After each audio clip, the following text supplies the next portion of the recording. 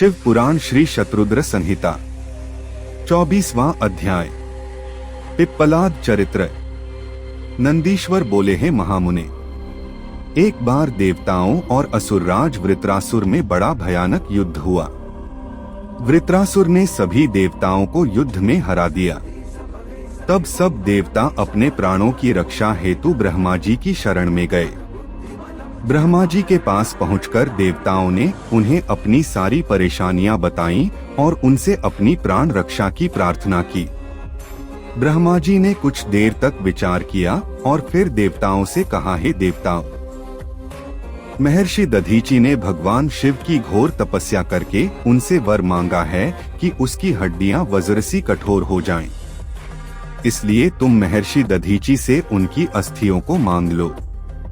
उनकी हड्डियों से वज्र का निर्माण करके ही वृत्रासुर का संहार किया जा सकता है। ब्रह्मा जी के वचन सुनकर देवराज इंद्र, देवगुरु बृहस्पति और अन्य देवताओं को साथ लेकर महर्षि दधीचि के आश्रम में गए।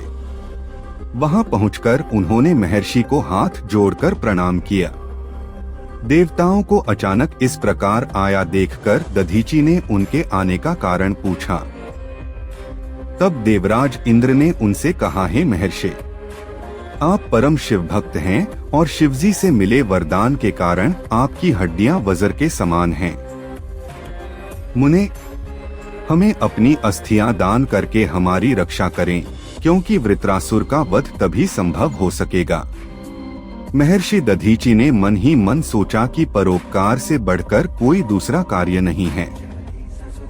तब देवताओं का कार्य सिद्ध करने हेतु उन्होंने भगवान शिव का स्मरण करते हुए अपने शरीर को त्याग दिया।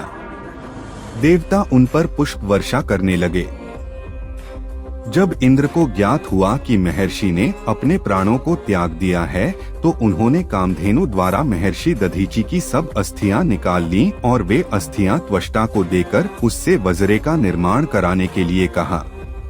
देवराज इंद्र की आज्ञा से त्वष्टा देवताओं के शिल्पी विश्वकर्मा के पास गए और उनसे अस्थियों का सुदृढ़ वज्र बनाने के लिए कहा। विश्वकर्मा ने दधीचि की अस्थियों से वज्र का निर्माण किया। इस प्रकार महर्षि दधीचि की अस्थियों से निर्मित वज्र को पाकर देवराज इंद्र बहुत प्रसन्न हुए और असुरराज वृत्रासुर का वध करने के लिए चल दिए। उन्होंने युद्ध भूमि में जाकर वृत्रासुर को ललकारा और अपने वज्र से उस पर कठोर प्रहार कर उसे किसी पर्वत की भांति खंड खंड कर डाला। वृत्रासुर के मरते ही देवताओं की प्रसन्नता की कोई सीमा न रही। वे उत्सव करने लगे। चारों ओर मंगलगान होने लगे तथा देवता इंद्र की स्तुति करने लगे। उधर दूसरी ओर जब महर्षि दधीचि की पत्नी सुवर्चा घर के सारे काम पूरे करके बाहर आई तो अपने पति को न देखकर सशंकित हो उठी।